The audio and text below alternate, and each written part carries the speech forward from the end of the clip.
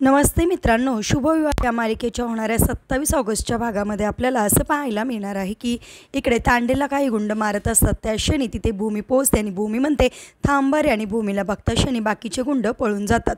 त्यावेळेस भूमी तांडेलच्या समोर येते आणि म्हणते, बोल तांडेल, हा बॉम्ब ब्लास्ट करणारा व्यक्ती कोण होता?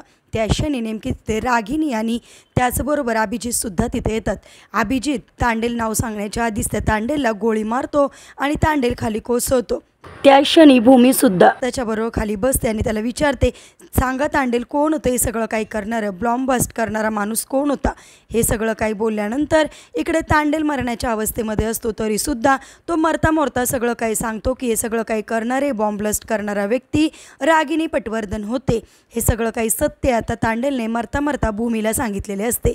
त्यानंतर भूमी उभा राहते आणि म्हणते, म्हणजे आकाशला मारण्याचा प्रयत्न आत्यांनी केला होता? तर आता भूमीसमोर सगळा काही आत्याचा खरा चेहरा आलेला असतो।